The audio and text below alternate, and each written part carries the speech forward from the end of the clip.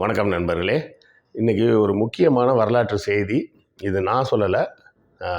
அமெரிக்காவில் இருக்கக்கூடிய டெக்சாஸ் மாநிலத்தை சேர்ந்த ஆஸ்டின் அப்படின்ற ஒரு பல்கலைக்கழகத்திலேருந்து ராய் கசன்ரான்னு ஒரு பெரிய வரலாற்று ப்ரொஃபஸர் ஒருத்தர் சொன்ன செய்தியாக.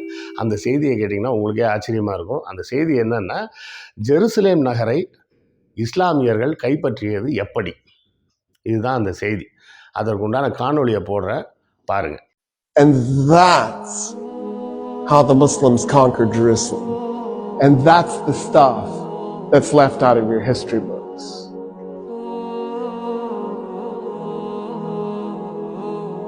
Khalid and his army now returned to Jerusalem, which on this map is Hiroshima. And when they get there, the Romans have largely abandoned it. The Roman military has. But there's enough people manning the walls that you can't get in. So the Arab army is stuck outside trying to figure out how to get inside so they can capture this holy city. The Archbishop of Jerusalem, a man named Sophronius, by the way, a Christian Arab, a loyal Roman citizen, indicates he's willing to negotiate, but only with Umar ibn al-Khattab, the Caliph. Well, the Caliph is all the way back in Mecca. It'll be weeks before he can be sent for and then return. So they come up with a scheme. And the scheme is, since Khalid is Umar ibn al-Khattab's first cousin, he actually looks like him. So they pretend Khalid ibn Walid is the Caliph. They meet with Sophronius, and while they're talking, somebody had actually met Umar ibn al-Khattab, had met Khalid ibn Walid and knew that was Khalid. And so he tells Sophronius, you're being duped. It's not really the Caliph. It's some other dude. It's that general that's been tearing us up. Sophronius is outraged. He goes, you lied to me. And he calls off the negotiations for the surrender. So now the Arabs are stuck getting the Caliph. Sophronius comes out of the gates weeks later to meet the Caliph because he sees the Caliph's army arrive. And as he's approaching, he sees a man leading a camel at the front of the army. So for the record, the rich Arabs, the Arabs who were good soldiers, didn't usually ride camels. They usually rode horses, Arabians. The Arab army is being led by a man leading a camel with a man on the camel. So Sophronius, he's got a giant red hat, because he's also a cardinal, right? He's got gold tassels, actual gold, hanging from his hat. He's covered in gold jewelry. He's wearing red robes. He's covered in perfume. He's on a lectica. The lectica was the couch that the Romans would ride, and then they'd have like 4 or 8 men, depending how big it is, carrying it. And then he has 2 men, one on each side, fanning him. And he's coming out on this lectica being fanned. And he comes up to the guy on the camel and he says, where's the Caliph? And the guy on the camel does like this. He nods with his head at the guy leading the camel. So Sophronius turns to the guy leading the camel and goes, where's the Caliph? And the guy leading the camel says, I'm the Caliph. And Sophronius goes, dude, you're dressed in rags. And he goes, no, I'm the Caliph. And Sophronius goes, you've just conquered Iraq and Syria and all of Palestine minus Jerusalem. How is it you're so poor? And the Caliph goes, well, why would I collect wealth? We're not doing this war because I'm trying to plunder anything. And then Sophronius goes, why aren't you riding the camel? And Omar goes, that's my servant on the camel, and we take turns so that neither one of us gets exhausted. At this point, Sophronius is like, oh, what? Who just conquered us? And so Sophronius gets off the lectica because he's shamed off of the thing. And he says, okay, I want to talk to you about our surrendering the city to you. And the Caliph says, I have an idea. Let's walk to the city and I'll tell you what I was thinking the terms would be. And Sophronius goes, yes, of course. And as they're walking, Umar ibn al-Khattab says, why don't we do this? All Roman politicians leave Jerusalem. You just go, if you're a politician. And you can take anything you can carry. So you can take gold. And Sophronius goes, okay, that's reasonable. And then what else? And the Caliph goes, oh no, I was thinking that's it. We don't do anything else. And Sophronius goes, wait a minute, I am really confused. So when us Romans capture a city, we enslave a segment, we plunder the city, probably a little bit too much raping too. We might even burn some of it, just for grins and giggles. And then we declare it to be ours. What about that? And Umar ibn al-Khattab goes, no, we're not going to do any of that. No plundering, no raping, no enslaving. We don't do that stuff. And then Sophronius goes, oh, but you're going to seize property in the city. And the Caliph goes, no, we're not going to take anybody's property. We're going to leave the city exactly like it is. The only thing I want to do is eject the Roman politicians with whatever they can carry. And Sophronius goes, there's nothing to negotiate. Yeah, we surrender the city this instant. I don't understand, actually. They walk into the city. Khalid is one of the men following. They're walking. And this is a holy city to them. Because Jesus is holy to them. Because the Jews were holy to them. And so they see this as a holy city. He says, you've given us such amazing surrender terms, and because I feel such kinship with your religion, will you do me an honor? Will you come to my church and pray in your Muslim way next to me as I pray in my Christian way? And Umar ibn al-Khattab goes, never. And Sophronius goes, why? He goes, I'm the Caliph. The first place I pray in Jerusalem is going to become a mosque. The Muslims will take it and they will create a place of worship for Muslims, and you will lose it. And I don't want you to lose your church. And Sophronius goes, what if we find an empty piece of Jerusalem and we just pray there? And Umar ibn al-Khattab goes, yes, I accept. An empty piece. Something that nobody owns. So they go and they find an empty lot and they pray. The Archbishop in his Christian way, the Caliph in his Muslim way, side by side. It is a mosque today, that spot, commemorating the first place that the first Muslim Caliph prayed in Jerusalem. He nailed it. He knew what was coming. And he saved the Church of the Holy Sepulchre for Christians, because that's the church Sophronius wanted him to pray in. At that point, the Caliph says, I want to see the Temple Mount. And Sophronius goes, why? And the Caliph goes, because it's holy. It's holy to everybody. It's holy to Christians, it's holy to Jews, it's holy to Muslims. And Sophronius goes, nah, we haven't been treating it as holy to anybody. And Umar ibn al-Khattab goes, what do you mean? And so Sophronius says, so after we tore down the second temple of Solomon, when we conquered Palestine, we turned the Temple Mount into a garbage dump to punish the Jews. And the Caliph goes, what do you mean? And Sophronius goes, yeah, there's 500 years of refuse on that thing. It's just a garbage dump. And he goes, show me. They walk up to the Temple Mount, and the Caliph can't believe what he's looking at. He falls on his knees, and he begins clearing the garbage by his hands. His army sees their leader on his knees clearing garbage, and they run up, and they start clearing the garbage themselves.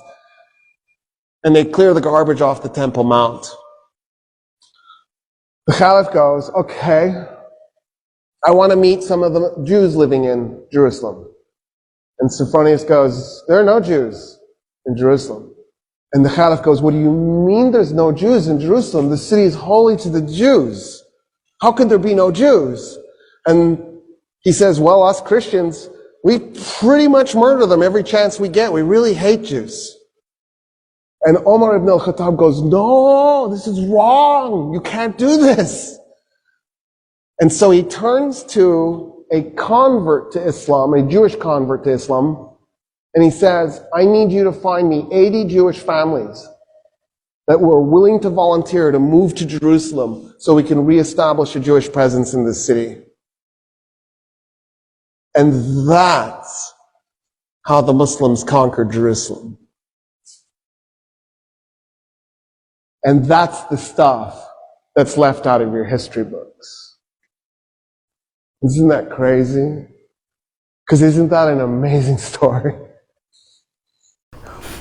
அப்புறம் நண்பர்களே, வழக்கமாக உள்ள கோரிக்கை தான், புத்தகங்கள் வாங்கி உங்கள் ஆதரவை தாருங்கள்.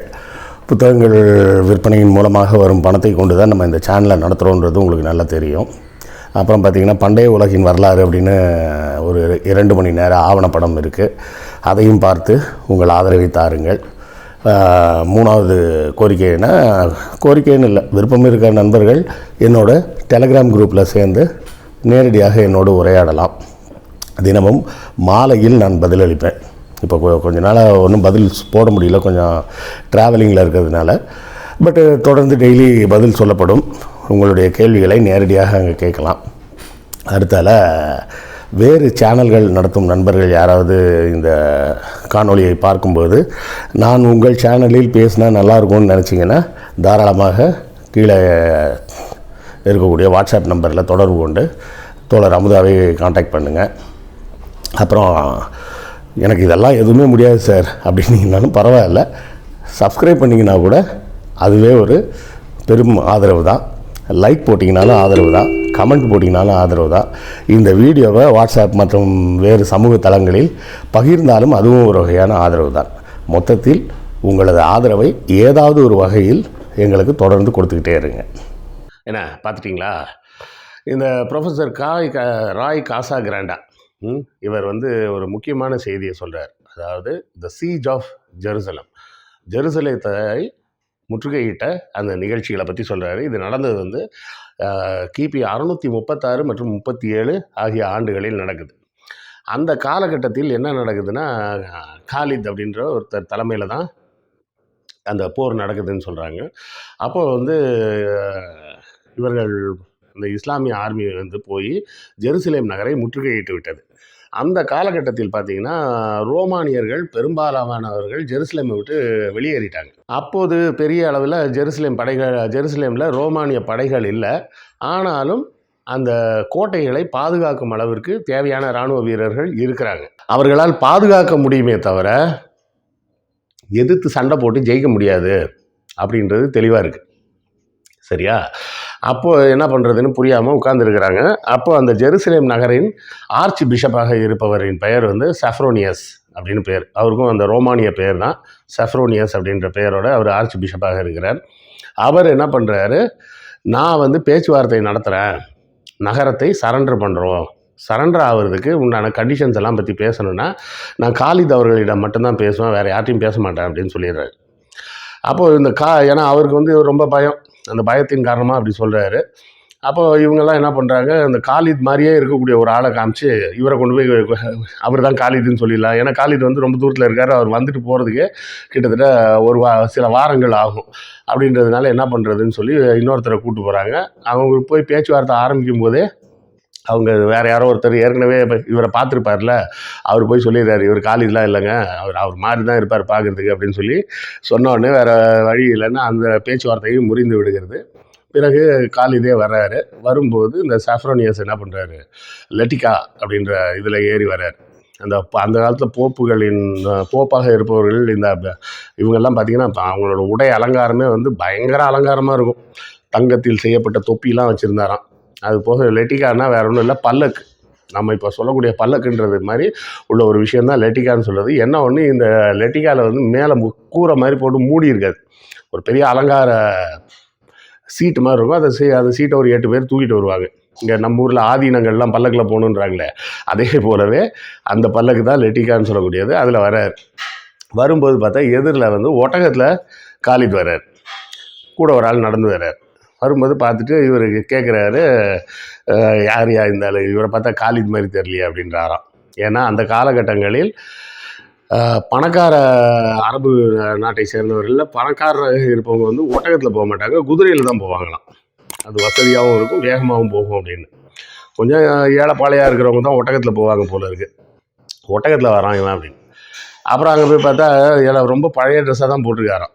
என்னடா பழைய ட்ரெஸ்ஸாக இருக்குது அப்படின்னு கேட்டப்போ அப்போ சொன்னாராம், கீழே நடந்து வந்துக்கிட்டு இருக்கிற காமிச்சு, அவர் தாங்க காலிது, நான் இல்லைங்க அப்படின்னு. ஏங்க அப்படின்னு. இல்லை அவரும் நம்ம என்னுடைய பணியாளர் தான், ஆனால் அவருக்கும் கால் வலிக்கும்லாங்க, அதனால் அவரை கொஞ்சம் நேரம் ஒட்டகத்தில் உட்கார சொல்லிட்டு நான் கூட நடந்து வந்தேன். அப்புறம் அவர் இறங்கி நடந்து வருவார், நான் ஒட்டகத்தில் வருவேன். அட பாவீங்களா, அந்த வேலைக்காரனுக்கு இன்னொரு ஒட்டகத்தையாவது வாங்கி கொடுத்துருக்கலாம். உங்களுடைய அந்த என்ன சொல்கிறது, எளிமைன்றதுக்கு ஒரு அளவே இல்லாத அளவுக்கு போயிடுச்சு.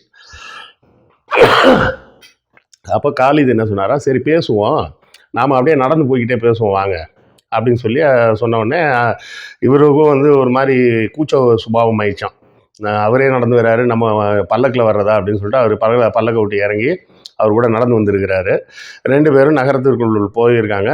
போகும்போது சரி உங்களோட கண்டிஷன்ஸ் என்ன சொல்லுங்கள் அப்படின்னு சொன்ன உடனே அவர் என்ன சொல்கிறாரு, இங்கே இருக்கக்கூடிய ரோமானிய அதிகாரிகள் வீரர்கள் அனைவரும் நகரத்தை விட்டு வெளியேறிவிட வேண்டும். அப்படி வெளியேறும்போது தங்களால் தூக்கி செல்லும் அளவிற்கு என்னெல்லாம் அவங்களோட பொருள் இருக்கோ அது எல்லாத்தையுமே எடுத்துகிட்டே போயிடலாம். இங்கே விட்டுட்டு போகணுன்னா நான் சொல்ல, எல்லாத்தையும் எடுத்துகிட்டு போயிடலாம். போயிட்டீங்க, அவங்க மட்டும் போக சொல்லுங்க, மற்றபடி ஒரு பிரச்சனையும் இல்லைன்னு. இவருக்கு ஒரே ஆச்சரியம். யார், இந்த சஃப்ரோனியஸுக்கு ஒரே ஆச்சரியம். அவர் என்ன கேட்குறாரு, என்னங்க நாங்கள்லாம் போய் ஒரு நகரத்தை பிடிச்சோம்னா வேலையாக அங்கே இருக்கிற பெண்களை ரேப் பண்ணுவோம், அடுத்தால இருக்கிறவனெல்லாம் கட்டி வச்சு அடிப்போம், அதில் பல பேரை எங்களுக்கு அடிமைகளாக வச்சுப்போம், அது போக மற்ற எல்லாரையும் தேவையில்லான்னு தோன்ற எல்லாரையும் கொன்னுடுவோம். நீங்கள் அது மாதிரிலாம் எதுவும் பண்ண போகிறது இல்லையா? அதெல்லாம் எதுக்கு பண்ணணும், அதெல்லாம் ஒன்றும் தேவையில்லைங்க, இங்கே ரேப்பெல்லாம் இங்கே ஒன்றும் கிடையாது, யாரும் எங்களுக்கு அடிமையெல்லாம் தேவையில்லை, எங்கள் வேலைகளை எங்களுக்கு பார்த்துக்க தெரியும், போகிறவங்கள கிளம்பி போக சொல்லிவிடுங்க, இங்கே இருக்கக்கூடாது அப்படின்றது மட்டும்தான் கண்டிஷன், உங்களுக்கும் உட்பட நீங்களும் போயிடலாம் அப்படி. அப்போது இவருக்கு ஒரே ஆச்சரியம், என்னடா ஒரு போரில் சரணடைஞ்ச நகரத்தை வந்து துவம்சம் பண்ணுவாங்களே, இவங்க ஒன்றுமே வேணான்றாரு அப்படின்னு சொல்லிட்டு, சரி நீங்கள் ஒன்று பண்ணுங்கள், நீங்கள் இவ்வளோ நல்ல மனிதராக இருக்கீங்க, எங்கள் சர்ச்சுக்கு வாங்க, எங்கள் சர்ச்சில் நான் என்னுடைய கிறிஸ்தவ முறைப்படி நான் ஜபம் பண்ணுறேன், நீங்கள் உங்கள் இஸ்லாமிய முறைப்படி ஜபம் பண்ணுங்கள், நம்ம 2 பேரும் சேர்ந்து ஒரே இடத்துல பண்ணுவோம் அப்படின்னு கேட்குறாரு. இவர் என்ன சொல்கிறாரு, காலிது அதெல்லாம் முடியாதுங்க அப்படின்றார். இவருக்கு கொஞ்சம் கஷ்டமாயிடுது, என்னடா நல்ல மனுஷனாக இருக்கான் அப்படின்னு பார்த்தா ஒரே இடத்துல ஜபம் பண்ணலான்னு சொன்னால் வேணான்றானே அப்படின்னு.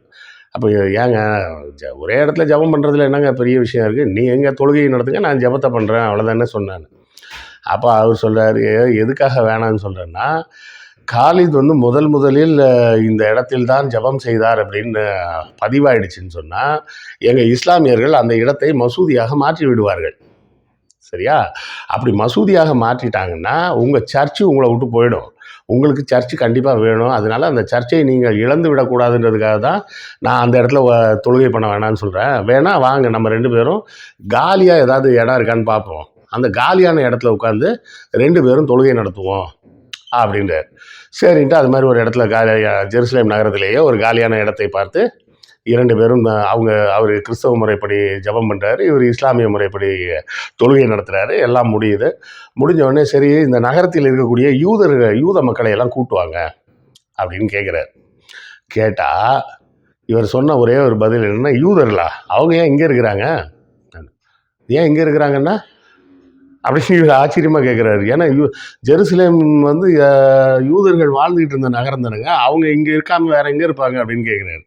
இல்லைங்க, அவங்களெல்லாம் நாங்களாம் எப்போ ஆட்சி துரத்திட்டோம், எங்களுக்கு பொழுதுபோக்கே வந்து யூத பெண்களை ரேப் பண்ணுறது, வன்புணர்வு செய்வது, யூத பிள்ளைகளை எல்லாம் அடிமையாக்கி எங்களுக்கு அடிமைகளாக வைத்துக்கொள்வது, தேவையில்லாதவர்கள் என்று தோன்றக்கூடிய யூதர்களை கொன்று விடுவது தான் எங்களுடைய பொழுதுபோக்கே. அப்படி இருக்கும்போது நீங்கள் யூதர்களை கூட்டுவார்னா நான் எங்கே போய் கூட்டு வர்றது அப்படின்னு கேட்குறாரு. இவருக்கு கடுப்பாகி சரின்னா அவரோட உதவியாளரை கூப்பிட்டு, எப்போ நீ எங்கேயாவது போய் தேடி பிடிச்சி ஒரு 80 குடும்பங்களையாவது யூத குடும்பங்களை கொண்டு வந்து இங்கே குடியமர்த்து, அவங்களோட ப்ரெசன்ஸ் வந்து ஜெருசலேமில் இருக்கணும், அவர்களுக்கும் இது ஒரு புனித நகரம், கிறிஸ்தவர்களுக்கும் இது ஒரு புனித நகரம், இஸ்லாமியர்களுக்கும் இது ஒரு புனித நகரம், எல்லாரும் இங்கே இருக்கணும்பா அப்படின்னு சொல்லி அனுப்பிச்சிருக்கிறார். அதன் பிறகுதான் யூதர்கள் இங்கே கொண்டு வரப்பட்டிருக்காங்க. அப்போ நல்ல யோசிங்க, யூதர்கள் அந்த ஜெருசலேம் நகரில் கிபி 600க்கு முன்னாடி அங்கே ஜெருசலேம் நகரத்திலேயே இல்லை, அவர்களை மீண்டும் கொண்டு வந்து குடியமர்த்தியதே ஒரு இஸ்லாமியர் தான். இதையெல்லாம் வசதியாக மறந்துவிட்டு கமெண்ட்ரியில் வந்து கண்ணா அப்படின்னான்னு போடுற ஆட்கள் வந்து யூதர்களாக இருந்தால் கூட பரவாயில்லைங்க. அதுதான் எனக்கு கடுப்பாக இருக்குது. இப்போ அந்த மாதிரி கமெண்ட் போடுபவர்கள் கிறிஸ்தவர்களாக இருக்கிறாங்கன்றது தான் வருத்தமான ஒரு செய்தி. இன்று கிறிஸ்மஸ் தினம். இந்த கிறிஸ்மஸ் தினத்தில் இயேசு உங்களுக்கு போதித்த அன்பை பரப்புங்கள். சரியா? அன்பென் மலையிலே அகிலங்கள் நனையவே அதிரூபன் தோன்றினானேன்னு ஒரு பாட்டு கூட இருக்க, சினிமா பாட்டு தாங்க அது. இருந்தாலும் அந்த பாட்டில் சொல்கிற வார்த்தையே என்னது?